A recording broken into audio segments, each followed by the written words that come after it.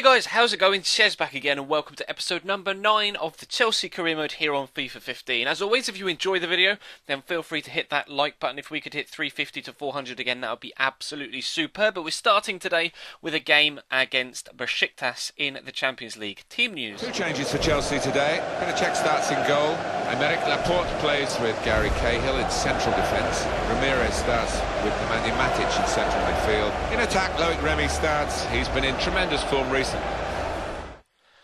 Now, last time we played Besiktas, unfortunately it ended in a 3-3 draw away from home. Of course, we were 3-1 up in that game and then kind of fell apart towards the end of that particular fixtures, but we got off to a fantastic start yet again here. Willian smashing the ball into the back of the net after really nicely turning left and right to get around the defender after bringing it under his control really tidily on the edge of the box. And I was pleased to get off to such a good start, and actually we were going to get off to an even better start here. Ramirez plays the ball over the top to Hazard, brings it down beautifully on his chest, so much time and space to put it into the back of the net to make it 2-0 after just 18 minutes. And we started the earlier game against Besiktas in quite similar fashion, and I was hoping that this one wouldn't end in similar fashion, to be completely honest, because of course we've drawn our opening 3 fixtures in the Champions League, so we currently sit on 3 points after 3 games. And I really do want to make sure that we start to pick up wins, otherwise we'll end up getting knocked out behind PSG and either Ajax or Besiktas, although they brought one back here through Demba again, so he's now scored 3 against us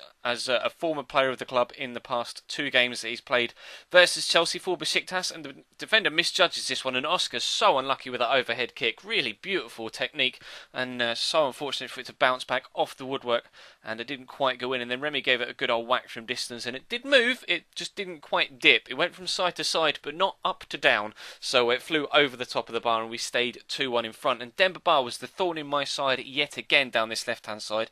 You can see me trying to get in to tackle him, but he just twists and turns or out-muscles me, and it's only a smart save by Petr to tip it over the top of the bar that stops him from getting back on level terms, just like they did in the first game against them. Now, of course, we drew 1-1 against Ajax and 0-0 against PSG, but we were in some weird form in the last episode that we played Besiktas in, because there were 17 goals in that 3-game episode, and a lot of them weren't scored by myself, so I've really tried to improve my defending over the past 3 or 4 episodes, and actually I've just been getting better at the game, I think, is more to the point. I've really struggled to start off with when it came to keeping clean sheets, etc. Obviously, we haven't kept a clean sheet here, and I'm so lucky here that the ball didn't end up in the back of the net. You see, the goalkeeper is just trapped on the floor underneath one of his own defenders. Such stupid physics, but we get a real stroke of luck as the ball comes down off the bar, and we stay at 2-1. Made a couple of changes then to try and firm up, and brought on William Carvalho in that holding role to hopefully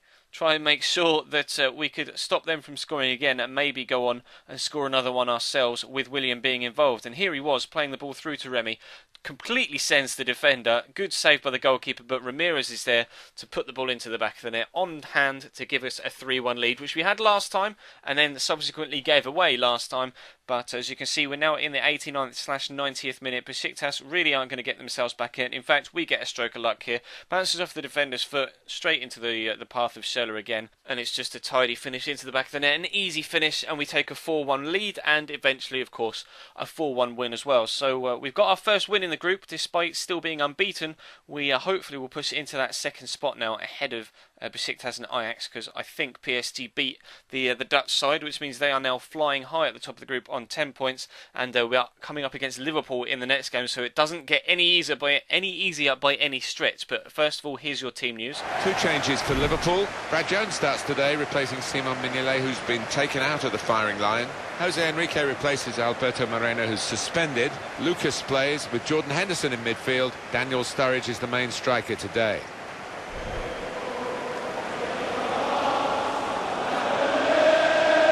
Here's the Chelsea lineup. Thibaut Courtois starts in goal. John Terry plays with Aymeric Laporte as the centre-backs. Mohamed Salah plays with Andres Schürrle out wide.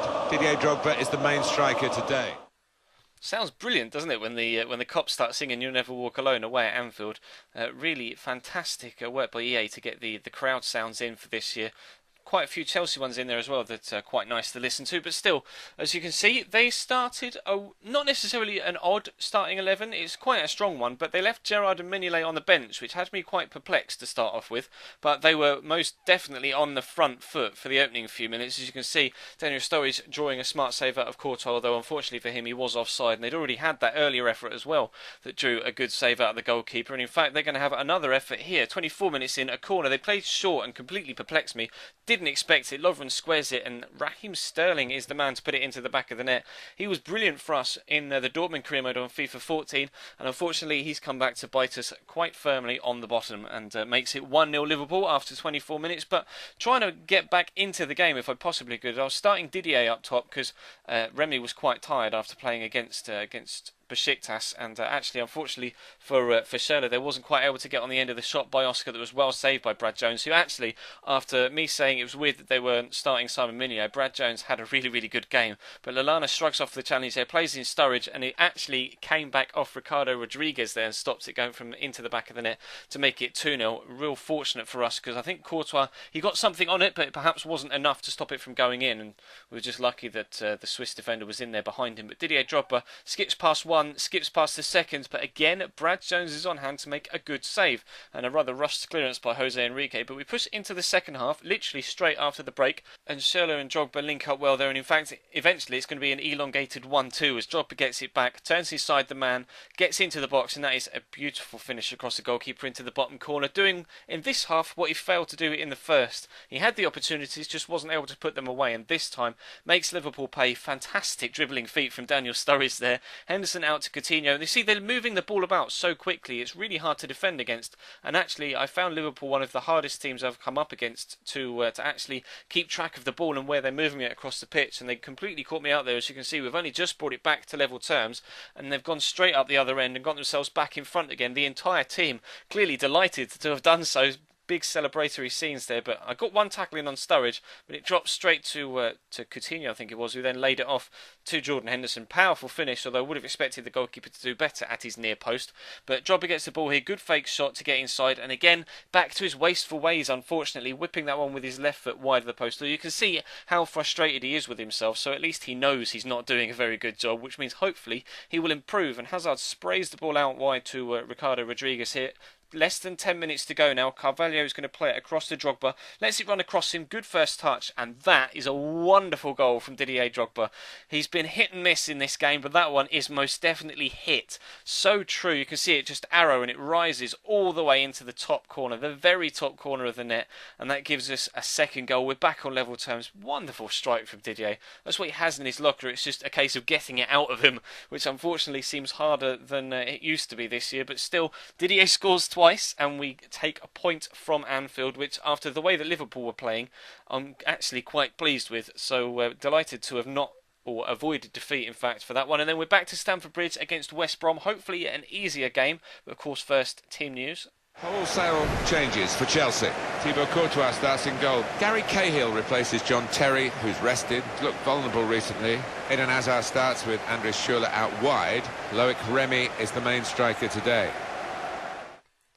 As you can see, quite a rotation side playing against West Brom. A, they're not the strongest of opposition, and B, this game came like 2 or 3 days after the Liverpool game, so unfortunately quite a few players were a little bit too tired to continue to play, and it's something we're going to need to look at either in the January transfer window or next year when we get players like Van Ginkel and Christian Atsu back, and Lucas Piazon.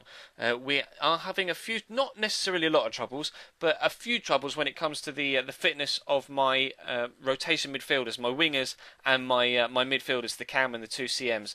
I think I need at least one more body in there, and hopefully Marco Van Ginkel will be able to be that man next season. So I'm not sure whether I may give players like Josh McEachran and Lewis Baker some more first team football in this particular first season, perhaps, rather than spending any money bringing in a player that's only really going to do a bit part role for the next 6 months or so until Van Ginkel comes back from AC Milan on his loan spell. But we're already 1-0 up here against West Brom, and then that deflected effort, really a sucker punch to West Brom, who actually started the game quite brightly, similar to Liverpool, but we were able to get the ball into the back of the net. So unfortunate there for Ben Foster. You can see in the slow-mo, it just kicks up off the defender's foot, lifts it right over the top of him. There's no way he can get anywhere near it, and we take a 2-0 lead. But they came back at me Remy had a corner here, and it's a bit of a scramble in the box before eventually Kurt Zouma is able to get it around the corner and away to Felipe Luis. And just watch the run from Remy on the map. He's just watching his onside and then absolutely opens the taps. He's so far ahead of the defender by the time he receives the ball. It's just a simple case of slotting the ball underneath the goalkeeper to make it 3-0 just before half-time. And to be completely honest, that was pretty much game over. West Brom really didn't offer too much of a fight after that, or even before that. They had a bright start, but then we went 2-0 up, and they just didn't threaten, to be completely honest. And I've played with West Brom on head-to-head against a couple of friends, and they are terrible to play with, so I wasn't overly surprised that they ended up being quite poor in this game, and Schürrle somehow is onside from that deflected shot, or well-saved shot from Junior Malanda, and pops it into the back of the net to make it 4-0 in the 57th minute. West Brom just completely getting torn apart here, and it's nice to finally be able to put these sort of games together. Obviously we had the very, very difficult game in between against Liverpool, but to resoundingly beat West Brom and Besiktas as their man runs into the bloke on the floor.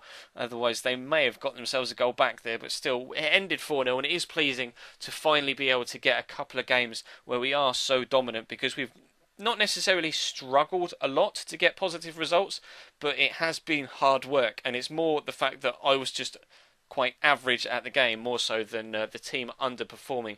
But as you can see, we are now top of the table. Newcastle were unbeaten for the first 9 games, then lost 2 on the trot, and have then since won their 12th game. So they're still only 3 points behind us, but Spurs and Everton both sit on 21 with a game in hand and can go within 1 point of us, along with Manchester United, should they win those games in hand. So it's particularly tight still at the top of the Barclays Premier League, and we're just under a third of the way through the season already, so it's going well. If you enjoyed this series and enjoyed this episode, then feel free to hit that like button. If you're new to the channel and you haven't subscribed already, then smash that subscribe button.